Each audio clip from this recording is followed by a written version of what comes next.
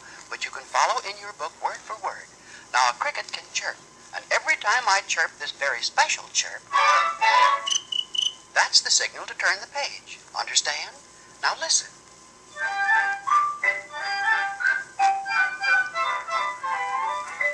Once there was a kindly woodcarver named Geppetto,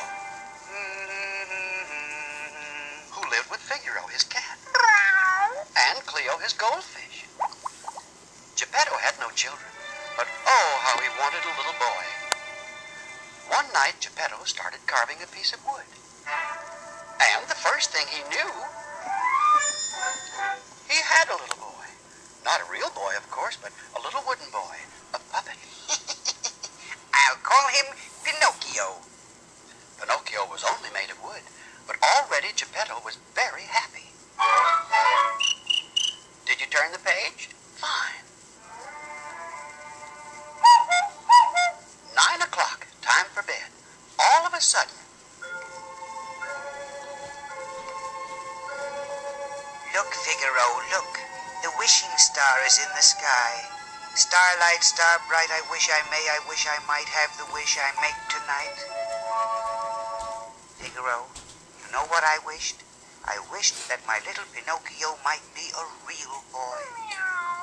and with that, they all went to bed. Now, I saw all of this because I was living on the hearth before the fireplace in Geppetto's house. And I thought to myself, when you wish upon a star, makes no difference who you are. Anything your heart desires will come to you. If your heart is in your dream, no request is too extreme.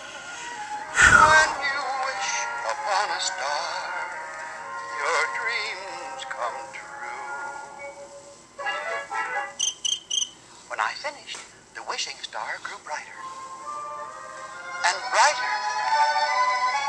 And then into the room came a blue fairy. Good Geppetto, you deserve to have your wish come true. And you, Pinocchio, little puppet made of pine, wake. The gift of life is thine. Huh? Me? What, I can move and talk and walk. I'm alive. I'm a real boy. Not yet, Pinocchio, but prove yourself brave, truthful, and unselfish, and someday you will be a real boy. And you, Jiminy Cricket, Who, me? you will be Pinocchio's conscience. Well, don't I get a gold badge or something? If you're a good conscience, yes. Oh, gosh. Now listen, Pinocchio. Anytime you need me, give a little whistle, like this. Like this? That's right. I'm your conscience, and you must always let your conscience be your guide.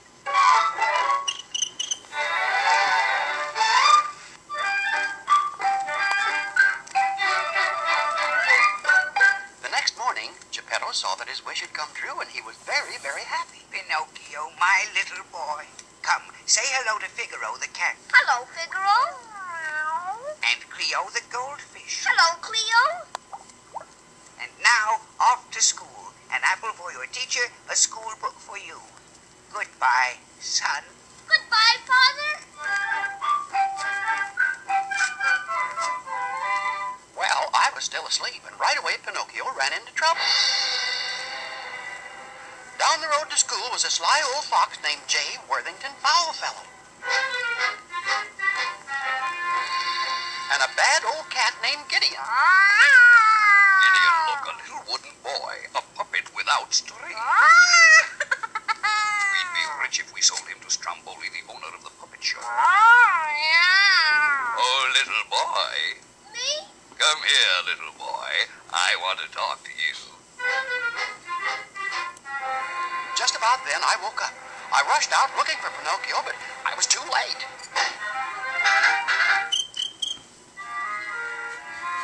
Some conscience I was. By the time I reached Pinocchio, they had talked him into playing hooky. School is a waste of time, my boy. You belong in the puppet show, right, Gideon? Me, an actor? Of course, you'll be rich and famous, right, Gideon? Right, Pinocchio? Right, Mr. J. Worthington Foulfellow.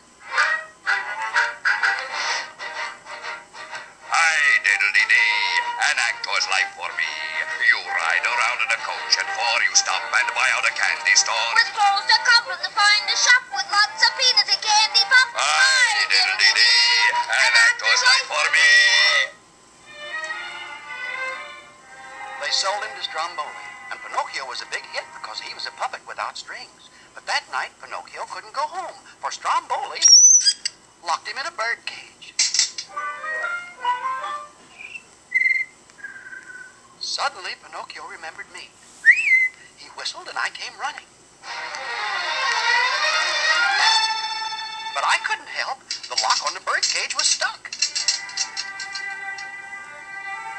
Then the wishing star began to shine in the sky.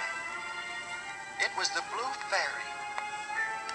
Pinocchio, did you go to school? Yes. Hey, Pinocchio, your nose. Huh? Pinocchio had told a lie, and his nose grew longer. He told another. And another. His nose grew so long, a bird made her nest at the end of it. Pinocchio, a lie grows till it's plain as the nose on your face. Please, Blue Fairy, I'll never lie again. I'll forgive you this once, but remember you'll never turn into a real boy unless you're good. The Blue Fairy waved her wand, and Pinocchio's nose grew small again. Then the cage disappeared, and he was free.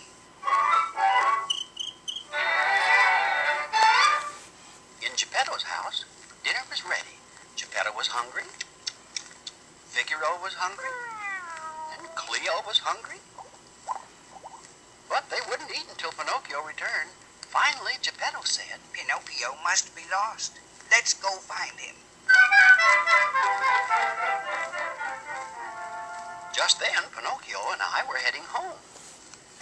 Now, Pinocchio, I said before, whenever you get into trouble, just whistle. I'll remember, Jiminy. It's easy, Pinocchio. When you get in trouble and you don't know what to do, give a little whistle. Give a little whistle. When you meet temptation and the urge is very strong, give a little whistle. Give a little whistle. Not just a little squeak, pucker up and blow. And if your whistle's weak, yell. Jiminy Cricket! Right, take the straight and narrow path. And if you start to slide, give a little whistle. Give a little whistle. And always let your conscience be your guide. Pinocchio started to run home and soon was way ahead of me. But before he reached Geppetto's house, he ran right into J. Worthington Foulfellow. And Gideon. Pinocchio, you did a wonderful job in Stromboli's puppet show. You deserve a reward. A trip to Pleasure Island. Right, Gideon? Right, Pinocchio? Right, I guess, Mr. J. Worthington Foulfellow. Pleasure Island?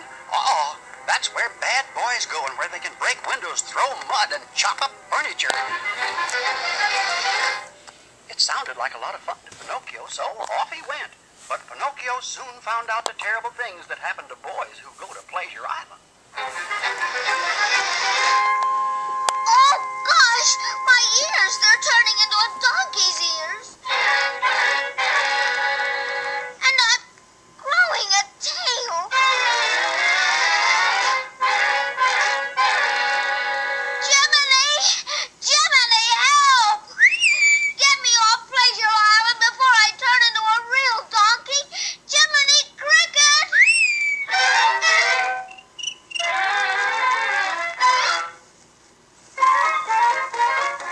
Well, lucky for Pinocchio, I followed him to Pleasure Island. I heard his whistle. I grabbed his hand and yelled, "Run, Pinocchio, run!" So we ran and ran, right off of the island, dove into the water and swam. And swam. We got to dry land and ran some more. And finally, we reached Geppetto's house. Father, where are you? He's not here, Pinocchio. this note says your father and Figaro That's and Cleo terrible. went to look for you and were swallowed by He's monsters not of here. hell. Then we must save them. Quick, to the bottom of the sea. Now, into the sea we went. He's Suddenly, not there was here. Monstro the whale. Monstro took one look at us and swallowed hard. And we were swept into his belly. Keep the swallow quiet. Father, it's Pinocchio. Not so Pinocchio, loud. my son. Oh, your ears. Yes, I have donkey's ears and a donkey's tail, but I'm not old donkey yet. It doesn't matter. Now we'll live together forever. You and Figaro and Cleo and me, forever in the belly of the whale. But we can get out if we make Monstro sneeze. Why, he'll sneeze us out. An excellent idea. Geppetto built a fire and made a lot of smoke, which tickled Monstro's nose. And then... Achoo! Monstro sneezed, and we were swept out of the whale's belly into the sea. Pinocchio helped his father and Figaro and Cleo swim to shore. At last we were safe, all except Pinocchio. Poor Pinocchio. It was too much for him, and now he lay face down in the water, not even moving. That's sad. My boy. My brave little boy. Aw, don't be sad, Geppetto. Geppetto was very You sad see, to carry Pinocchio wanted to become a real boy. And once again, the wishing star up in the sky grew bright. Disguise is okay. I don't win. Pinocchio, you proved yourself brave, truthful, and unselfish in saving your father from Monstro the whale. Awake, Pinocchio, you're no longer a wooden puppet. You're a real boy. Huh? Father, look, my donkey's ears and tail, they're gone, and I'm a real boy. Well, everybody celebrated. I did too, because the Blue Fairy gave me a badge, a gold badge, and on it were the words official conscience. Geppetto was so happy. Now he had a real son. His wish had come true. Like a bolt out of the blue, suddenly it comes in view. When you wish upon a star, your dreams come true. Goodbye. Goodbye, Jiminy.